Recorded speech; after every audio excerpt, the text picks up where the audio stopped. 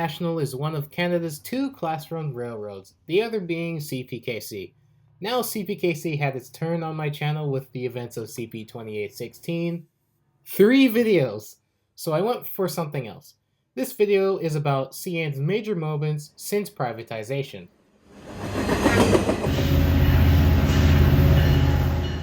Starting this video is of course CN's privatization in 1995. Before this, CN was a crown corporation under the Canadian government. The Canadian government put CN shares up for sale to investors at $2.25 billion, and it was the biggest IPO in Canadian history. At the time, CN was the largest and oldest crown corporation in Canada. In 1998, CN became a scheduled railroad. I'm assuming this means that CN adopted the PSR movement, so in this case, CN trains began operating on fixed schedules, much like passenger trains, instead of being dispatched whenever a sufficient amount of cars were available. This most likely created the many train IDs CN has right now. Now, freight trains really kinda don't follow the schedule. They're mostly always late. This is of course because of delays and other things, but they mostly follow a schedule. To a certain extent, of course.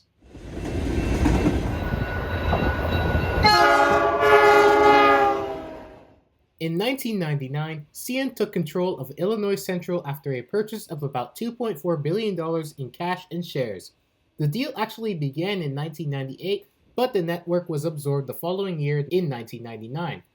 The Illinois Central Railroad maintains its corporate existence as a non-operating subsidiary. The Illinois Central was one of the oldest Class I railroads in the United States. The company was incorporated by the Illinois General Assembly on January 16, 1836, but it was actually formed in 1851. In 2004, CN acquired Wisconsin Central. Wisconsin Central became part of Canadian National's United States holdings and is properly integrated into the Canadian National system. The company Wisconsin Central became a subsidiary of CN. In 2004, CN acquired through a $380 million deal the rail and marine holdings of the Great Lakes Transportation, under which CN acquired 3 short lines and shipping firm Great Lakes Fleet Inc. The 3 short lines were the Bessemer and Lake Erie Railroad, the Mississippi and Iron Ridge Railway, and the Pittsburgh and Connell Dock. Also in 2004, CN acquired the shares of BC Rail from the BC government, and they also acquired the right to operate on BC Rail roadbed, along with a vast amount of land, buildings, and all rolling stock under a 60-year lease for $550 million. BC Rail remains as an operating Crown Corporation today.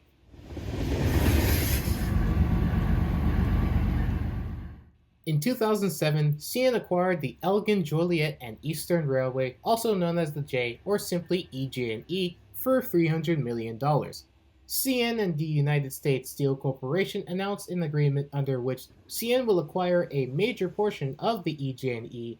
This deal was finally completed in 2009.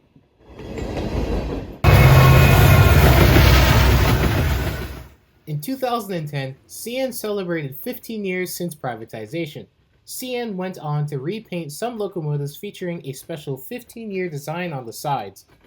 Recently, Calian Productions went over these units and actually explained them in full detail, so I won't be doing that.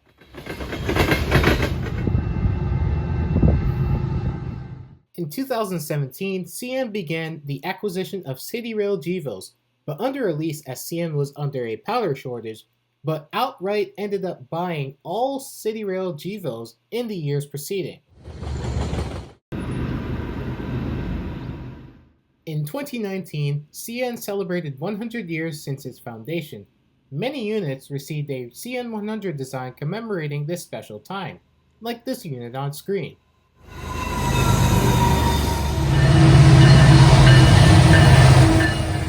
In 2020, CN celebrated 25 years since privatization. CN went on to create heritage units, 6 of them. However, I believe there's only 5 because 8898 in no way is a heritage unit. It's just a CN unit that happens to have the IPL25 on it.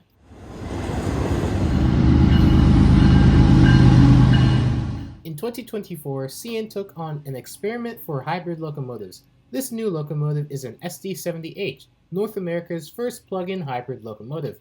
CN's initiative aim is to explore sustainable propulsion technologies and reduce emissions. In 2025, we will see CN's 30th anniversary since privatization. So we'll see what happens then. But for now, that pretty much wraps this video up. Thanks for watching and see ya.